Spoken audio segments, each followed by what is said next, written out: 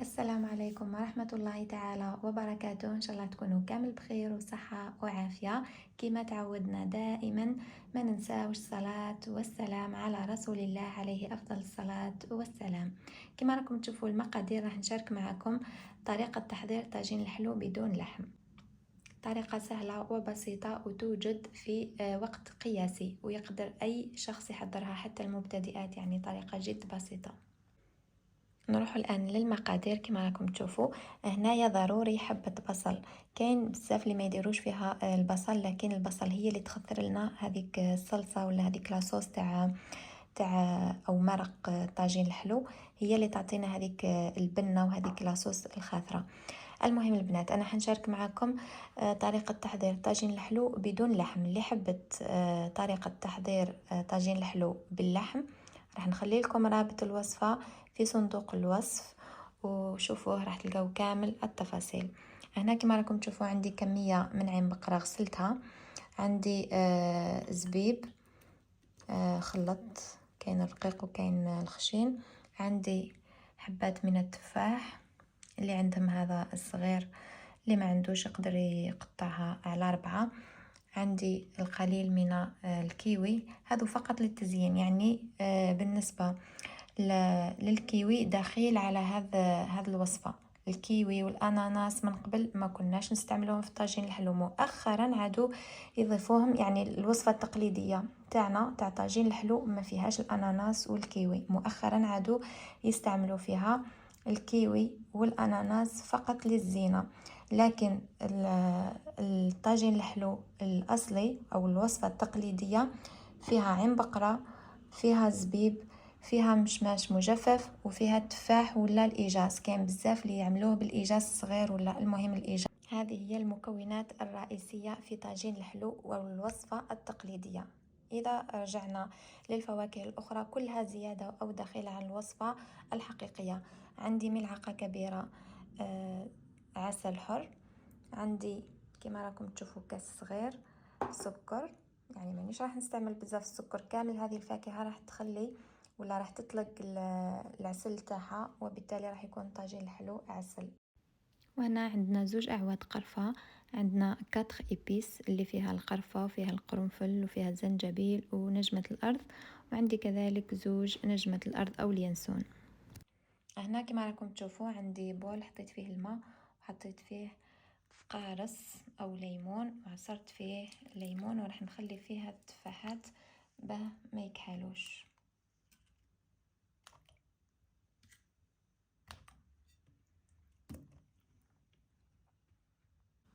هنا كذلك راح نضيف شباح الصفراء معروفة، وهي من أساسيات الطاجين الحلو أو الوصفة التقليدية الرئيسية، مخدومين باللوز. أكيد كامل تعرفوا شباح الصفراء. أنا هنا ما حضرتهاش، كانت عندي من قبل في المجمد، نحضر كمية كبيرة ونخليها في المجمد. هنا كما راكم تشوفوا عندي لوز للتزيين في الأخير. هنا قبل ما نبداو تحضير الوصفة راح نضيف القليل، هنا راح نضيف قليل من ماء الزهر على الفاكهة، نضيف عليها ماء مغلي ونخليوها الوقت اللي نروحو حنا نوجدو الوصفة نتاعنا.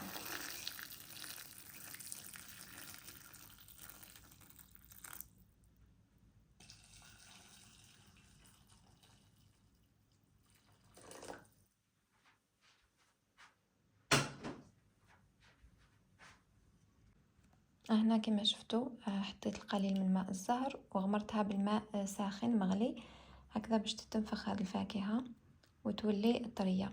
اللي تحب تفورها تفورها، لكن هذا كافي. اهم شيء انها تتغسل مليح ومن بعد تنقع في الماء، لانه من بعد راح تطيب. ما تنساوش كذلك المشمش المجفف حتى هو تغمروه في الماء ساخن مع القليل من ماء الزهر. هنا كما راكم تشوفوا في طنجرة وضعت نصف ملعقة سمن ونصف ملعقة زبدة. اللي تحب تستعمل غير السمن وحده تستعمل السمن وحده، انا نحب نخلط لانه الزبدة تعطي نكهة. هنا كما راكم تشوفوا راح نضع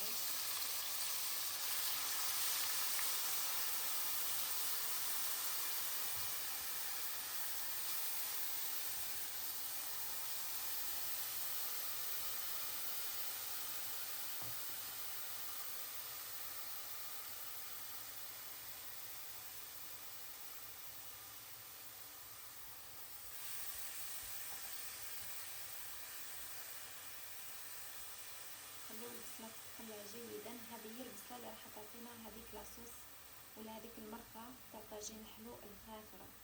البصلة لازم تكون مرحية هكذا مليح في الميكسور، لازم تكون مرحية ما تخليوش فيها كامل لي مرسل. نضيف هنا القرفة ونجمة الأرض ونخليوها تتقلى مع البصل.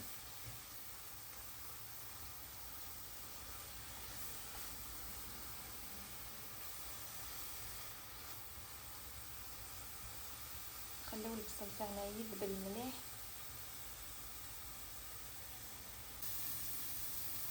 مازال تزيد تتقلى كما راكم تشوفوا، خليتها تتقلى في عقلها على خاطرها.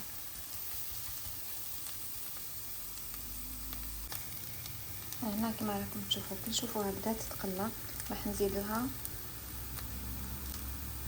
دي زيبيس فيها خليط، لكن اللي يحب يضيف رشه من القرفه يقدر يضيف رشه من القرفه. انا درت 2 عواد كافيين. الان عندي 2 كيسان كبار ماء.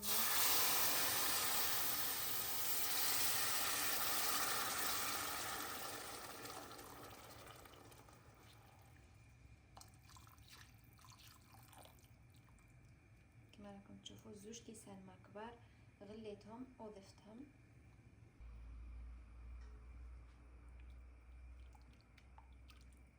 نخليوها تغلي، غير تهز الغليه راح نضيف الفاكهه. انا كي نشوفوا المرقه تاعنا غلات نضيف الزبيب او المشماش.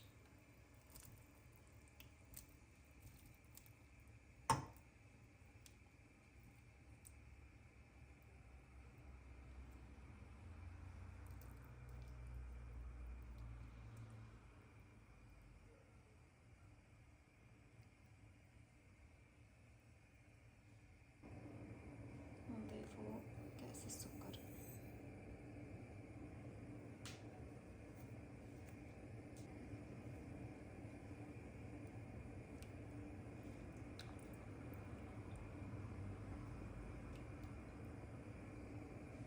نغطيوها ونخليوها تطيب.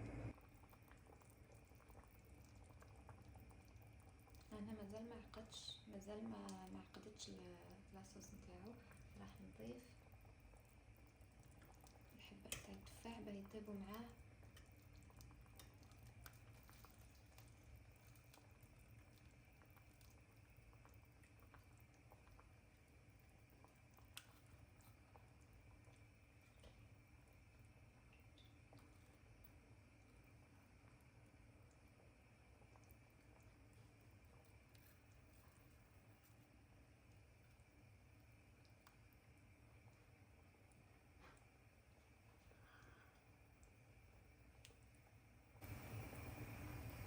وراح نضيف كذلك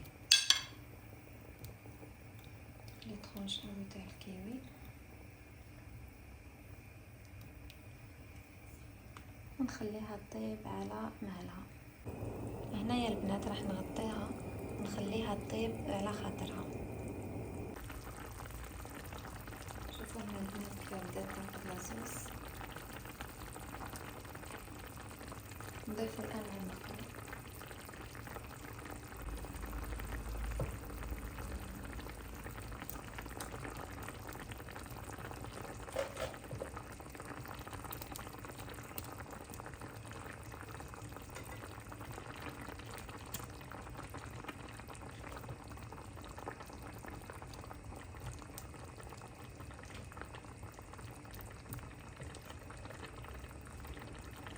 هنا كما راكم تشوفوا نحيت الكيوي ونحيت التفاح باش نحافظ على الشكل نتاعو.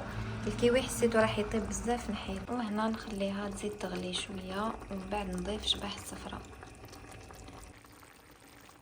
واش مازال ما كملش البنات، مازال ما ضفناش ملعقه كبيره من العسل. راح نضيفوها الان.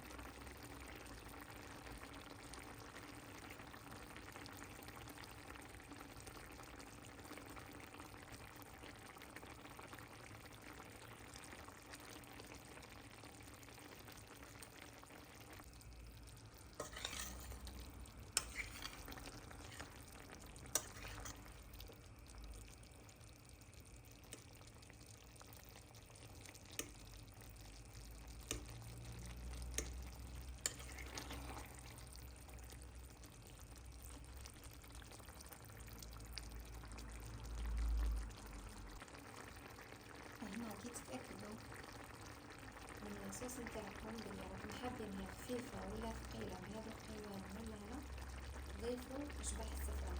أنا هذا القوام راح نضيف شبح السفران نخليها واحد 3 دقايق وبعدها نطفي. نزيدلها في الأخير ملعقة ماء الزهر ونطفي هكذا باش تبقى النكهة مشهية طيبة.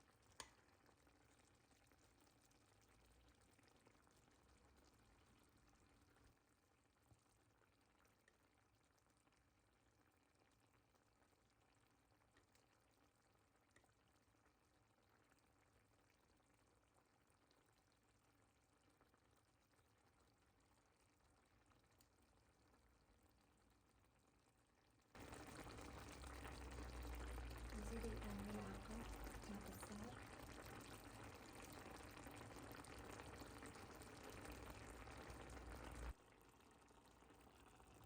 بالنسبة لطريقة التزيين البنات كل وحدة تزين بالطريقة اللي تحب، ما عنديش طريقة معينة. شوفوا لاصوص نتاعها.